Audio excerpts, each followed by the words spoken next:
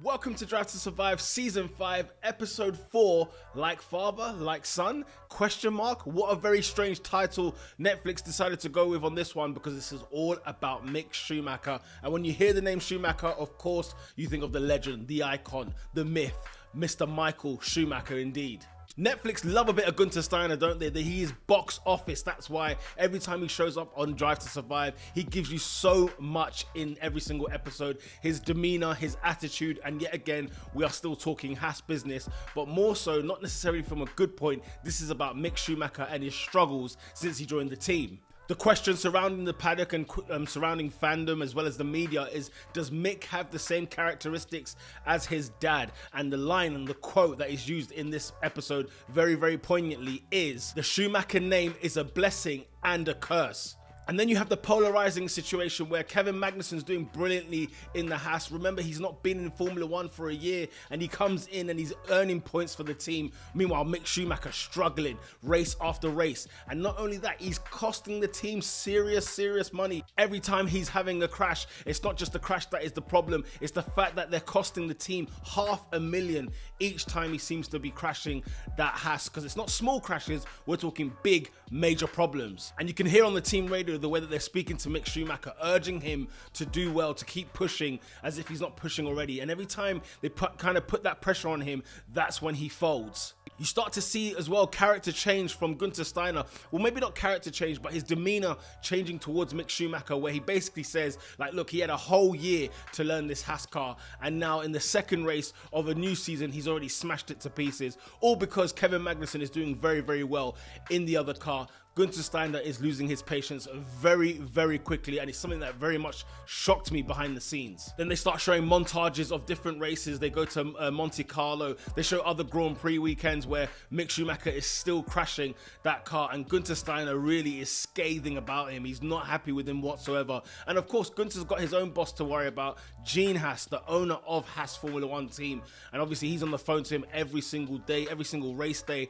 And every time Mick Schumacher crashes that car, Guenther has to go back to Gene and say, we've had another problem yet again, spending bucket loads of money again. We then get a bit of personality from Guenther Steiner. We get to a point where we're seeing his wife Gertrude talking to him, and he's explaining to his wife about the pressures of Formula 1, the pressure of being team principal at HAAS, and the fact that HAAS don't have that kind of money to be spending on repairing mistakes that Mick Schumacher has been doing throughout the season, at least the first half of the season. They get to the Baku weekend and Kevin Magnussen's on like 15 points. We're talking about 7 races in here. 15 points for Kevin Magnussen and 0 points at the time of recording for Mick Schumacher. And funny enough, when Guenther Steiner has to face the press, especially people like Sky Germany, of course, Mick Schumacher being German and the Schumacher name having so much weight, people loving that name because of the legendary status of Michael, the press are actually getting onto Guenther. They're giving him some serious, harsh questions, talking to Guenther Steiner, because if you remember, Mick Schumacher is actually kind of like the face, the hero, the baby face of Formula 1, and Guenther Steiner can sort of be portrayed as the villain in this moment, in this case, because he's also normally a hero in Formula 1. But on this occasion, it's almost like the press are trying to put pressure on Guenther Steiner, and when he leaves the interviews, he's sort of like, that doesn't feel good, it doesn't feel great, because he's got a job to do. He might have to drop Schumacher, and that would not go down in terms of popularity, it will not go down well.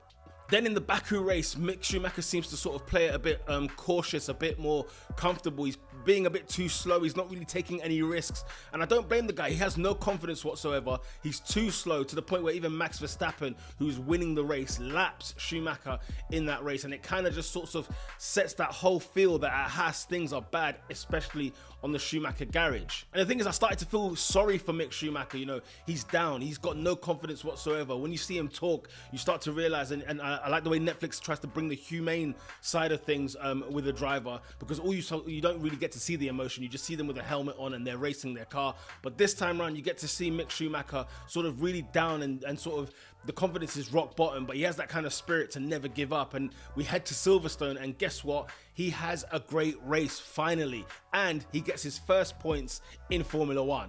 And yet in the same breath, Mick Schumacher sort of, he hears the rumors that the only reason why he's in Formula One is because of his dad. And he makes that point of like, I won F3, I won F2, I deserve a seat in Formula One. And he absolutely does.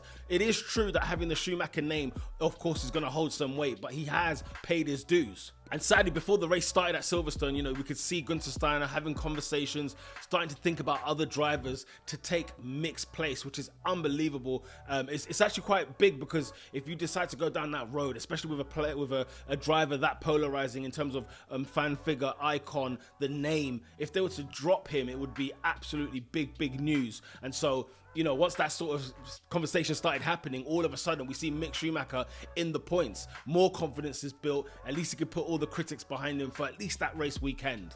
And even after that great result, because remember, this Mick Schumacher was passing a lot of drivers in the Silverstone Grand Prix, in the British Grand Prix, and his mum came on team radio afterwards and just sort of congratulated him, and it ended so well. So we started off very hard, and it was very tough for Mick Schumacher at the start of the episode, and it ended on a nice, good high. And just when you think you're about to close the episode, Guenther Steiner is asked the question, the seat, is it Mick's for next season?